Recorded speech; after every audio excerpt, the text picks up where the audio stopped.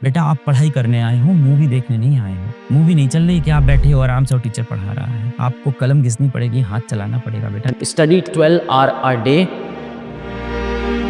मेरे अंदर डिसिप्लिन नहीं है। मेरा क्या होता है कि मेरे पास बैकलॉग बन जाते हैं। सर मेरे घर में वो माहौल नहीं है, घर का वो एटमॉस्फेयर नहीं है कि मैं पढ़ पाऊं। मान ले दो दोस्त हैं, एक दोस्त बहुत हार्ड वर्किंग है पर उसका इतनी जल्दी क्वेश्चन सॉल्व नहीं होता है। कई लोग का नहीं होता है, इतनी तेज कैच नहीं कर पा रहा टॉपिक। एक दोस्त कम हार्ड वर्किंग है, उसके क्वेश्चन सॉल्व हो जाते हैं। ये भी बेटा बहुत आसान हो जाएगा। Study 12 hour a day. सबसे पहले आपको इसमें भी सोने का समय निकालना है। तो स्लीप आपकी कितनी होगी? मैं कहता हूँ अब 8 घंटे सो लो, फायदा करेगा। अभी भी बेटा आपके पास रिमेनिंग टाइम कितना है? अभी भी टाइम रिमेनिंग कितना है? दिन में होते हैं आपके पास 24 घंटे, आप 8 घंटे सो लिए बेटा, अभी भी रिमेनिंग टाइम आपके पास 16 आवर बचा है। आपको बेटा कितना पढ़ना है? 12 आवर पढ़ना है। तो 12 आवर अपन कैसे बनेगा? 2 + 2 + 2 + 2 + 2 2 4 2 6 2 8 2 10 और 2 12, 3 में डिवाइड कर ले, इजी हो जाएगा। तो 12 आवर को मैं डिवाइड कर देता हूँ कि मुझे 12 आवर पढ़ना है, मतलब 3 + 3 + 3 + 3। तो मेरे पास 4 स्लॉट होने चाहिए। तो 16 घंटे को 4 स्लॉट में डिवाइड करते हैं। मान लेते हैं बेटा आप सुबह उठते हैं,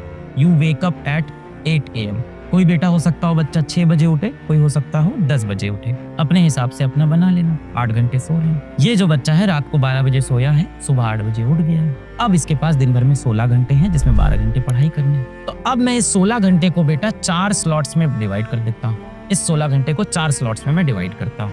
8 बजे उठा है मान लें, एक हो गया 8 AM से इसका 12 PM पहला स्लॉट, दूसरा हो गया 12 PM से 4 PM का स्लॉट, तीसरा हो गया 4 PM से 8 PM का स्लॉट और चौथा हो जाएगा बेटा 8 PM से रात वाला 12 AM का स्लॉट। अब ये 4 घंटे के स्लॉट हैं और आपको हर बार 3 घंटे पढ़ने हैं। यहाँ आपके पास 4 आवर्स हैं, आपको कितना पढ़ना है? 3 आवर आउट ऑफ 4।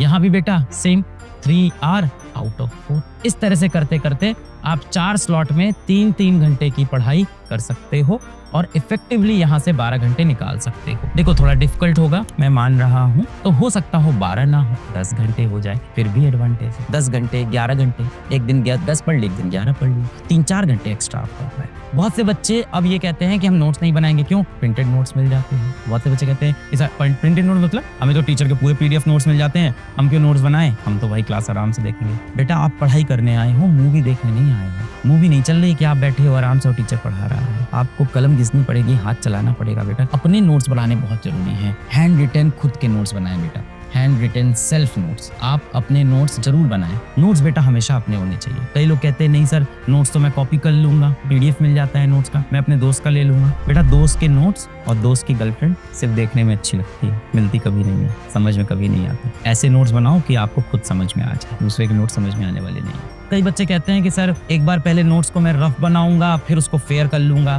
पहले एक बार रफली बनाएंगे, फिर क्लास के बाद उसको फेयर करेंगे। कई बच्चे ऑफलाइन कोचिंग करते हैं कि हम यहाँ रफ नोट्स बनाएंगे, घर जाके फेयर करेंगे। बेटा आप सिर्फ समय बर्बाद कर रहे हैं। एग्जाम में आपकी हैंड राइटिंग के नंबर नहीं मिलते थैंकफुली। तो आपके पिताजी चाहे आपको कितना डांटें कि कचरे जैसी राइटिंग है, कूड़े जैसा लिखता है, तुम्हारे अक्षर एकदम गंदे लगते हैं, कोई फर्क नहीं पड़ता बेटा। आपका एग्जाम तब भी निकल सकता है, आप डॉक्टर बन सकते हो, IITian बन सकते हो। तो जितने भी लोगों की गंदी बुरी हैंड राइटिंग है, हम सब जीत सकते हैं। मैं भी आपके साथ हूँ, बहुत गंदी हैंड राइटिंग है, मैं बहुत क्रिटिसाइज होता था। तो बेटा रफ को वापस फेयर करना, ये सब नहीं करना है। सिर्फ ऐसे नोट्स बनाने हैं जो आपको खुद समझ में आ जाए। कई बच्चे कहते हैं कि हम पेपर बचाएंगे, ज्यादा पेपर नहीं वेस्ट करेंगे, एक ही पेज में घुसा के चिपका के लिखेंगे। नहीं बेटा, पेज दे के लिखिए ताकि आपका वापस रिवाइज करने का मन हो, अपने नोट्स पढ़ने का मन हो। वरना एक पेज आपने खोला, पूरा भरा हुआ है, उसके अंदर 4 क्वेश्चन 6 क्वेश्चन एकदम दबा के लिखे हुए हैं, डर लगेगा भाई पेज पढ़ने। अगर पेज अच्छे से लिखा होगा, खुला होगा, जगह होगी, हैंडराइटिंग अच्छी हो या गंदी, उससे फर्क नहीं पड़ता। स्पेस तो आप दे सकते हो ना, कंजूसी तो भाई आपके यहाँ है। तो सेव पेपर बाद में कर लेंगे, एनवायरमेंट के लिए कुछ बना लेंगे, पर जगह छोड़ के बेटा आप आराम से लिखिए ताकि रिवाइज करते वक्त प्रेशर ना बने। एग्जाम में आपको सिर्फ 2 चीजें याद रहती है, ये बात मेरी याद रखना। सिर्फ 2 चीजें याद रहती है। पहली वो